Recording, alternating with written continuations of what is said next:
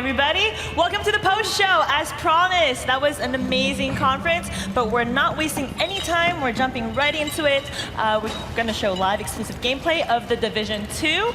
I have with me Matthias Carlson, right? Producer. Matthias Carlson, yes. And Christian Panner, game director and producer, respectively. How you guys doing? Excellent. Yeah, you super excited? Yeah. Amazing. Well, congrats on the exciting reveal at the Microsoft conference and obviously the amazing news during the UB conference. Yeah. So today, to our left, we've got Yannick Bonchereau, comm dev on The Division 2, and 3 other devs from the massive development team. They'll be showing a 4-player co-op tackling a control post. And Yannick will be walking us through a little bit into his strategy. But first of all, I wanted to ask you guys, what are we going to see here? Well, this is, first of all, actually the E3 demo that we're showcasing here at E3. So people can play this at the LAC, at the Ubisoft. If you're in LA and you're going to E3, you can play what they're playing right now. So that's awesome. That's really cool. So this is it's a tiny little slice of the open world in Washington, D.C. in the Division 2, right? And this is actually, they're on their way towards that same crash site that we saw in the E3. Right, the Microsoft brief, yeah. Yeah, the crash of the Air Force One. Except exactly. Right now, it's tackling at a different entry point than what was shown at the Microsoft conference. Am I right? Exactly, yeah. And so obviously the big reveal was the setting, Washington, D.C., capital city of America. Christian, I want to ask you, what was the reasoning behind that? Can you tell us a bit more? Yes, absolutely. We were very excited to showcase that yesterday in our reveal and to show more, of course, today. We had multiple options. We investigated multiple options, but for us, Washington, D.C. felt like the natural choice for 2 obvious reasons. One, of course, is the seat of power in U.S. And second, it's also the home of the headquarters of the division. Right, the HQ of the division agents, Absolutely. Right? That's awesome. And I can see there is no more snow nor ice. Can you tell us a little more about really the timeline from the division to the Division 2? Yes, absolutely. In Washington, D.C., we are now in the middle of the summer, 7 months after the events in New York City. So the summer, the season, allow us to showcase a vibrant city where nature is now taking over the city. It's beautiful. Hey, Yannick, can you do just like a pan? Oh, I guess you're in action right now, but just like the pan of the city here. I mean, obviously, it's beautiful in its own way. It's got character. Yannick, why don't you tell us a bit more on how you plan to tackle your playthrough? Try to spread around actually, so we can have a bit of a tactical approach to things and not just like face tank. So that's we'll see how that plays out. I think we should pay extra attention to Yannick. Yes, exactly, and just judge him. Don't no judge pressure. me. I've been judged for my hand wave already earlier. So. Okay, so Matthias and Christian, I played some of the Division. I haven't played hundreds of hours like the thousands of players out there. If there was a few things you could say about the Division 2 that new players should know, what would you say? The list is long. I mean, we're very excited, both as gamers at the office and as devs, right? Of all the things we refined, tweaked, and tuned from the Division 1. Everything from the combat to refining the RPG and all that. So there's a lot of that, but also a lot of new things. So I think where they are right now, the open world is one of them.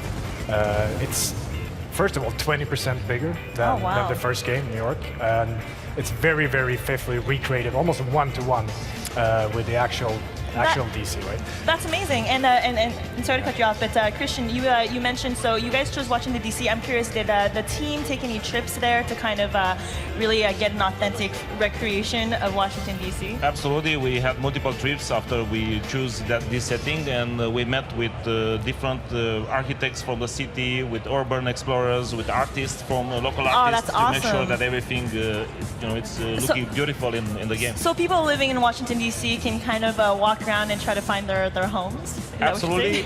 Although this is an interpretation of Washington, our interpretation of Washington, D.C. is going to be a bit more, let's say, with more nature into it. Yeah, absolutely. But then also this open world in the Division 2 is very much alive.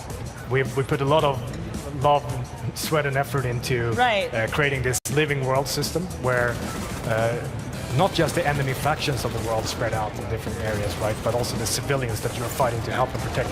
They're all doing things in the open world dynamically. Oh, that's awesome. So they're acting on needs for resources and goals of what they're trying to achieve, not least to control these key strategic locations like this control point here by the crash site.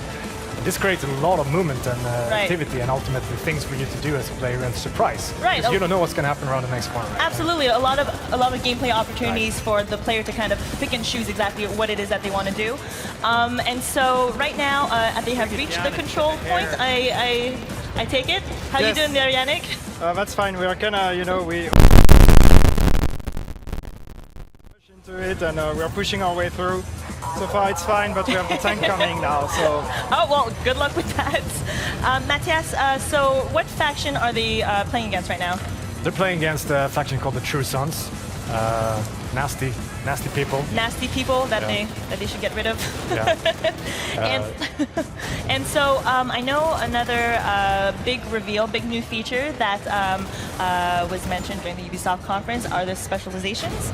Right. Can you tell me a little more about that?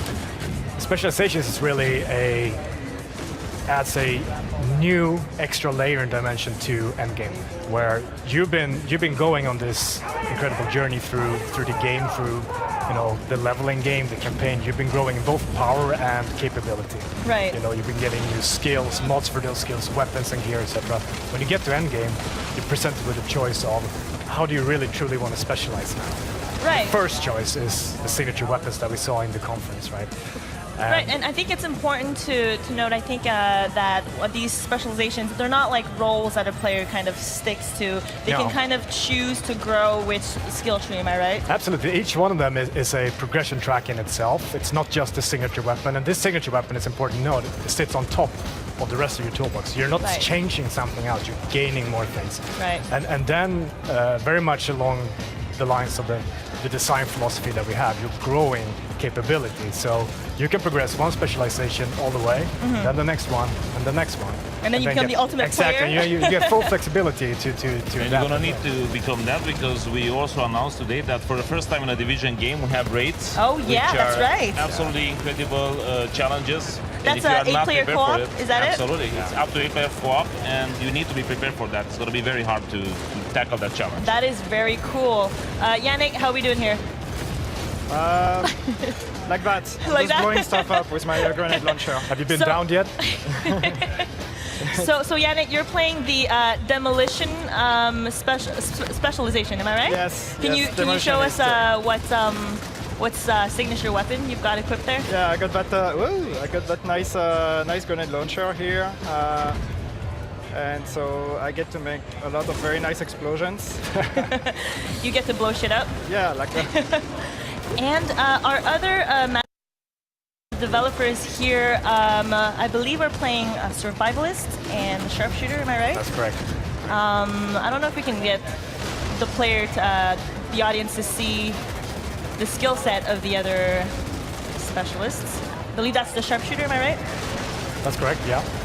So the demolitionist that Jank is playing has the grenade launcher, which is all about, radius, controlling an area, creating mayhem, flushing enemies out of cover, getting several of them in the blast at the same time, etc. Right? Absolutely. Whereas the sharpshooter has this super powerful sniper rifle, 50 cal, that can penetrate several targets. So you can find your angles and line them up, and this feature that we have very prevalently in Division 2 on the enemy archetypes, the weak points that are associated with the enemy's special abilities. Oh, it's great. You can pop all of those coming in and out of the target. Looks like Yannick actually did it. He captured the control you point. You did it! Congratulations. Yay, congrats! That's surprising, I would have to Awesome. It is surprising. I feel like he didn't do as good during the rehearsals, but I feel like the pressure has caused him to up his game. All right, so if I think we're done taking over this control point now. Yannick, why don't you come join us over here? Let's talk about this. We did it! we did it! Yay! So that was not too ridiculous, but okay. Well, now that you're here, I think we've got a free pod.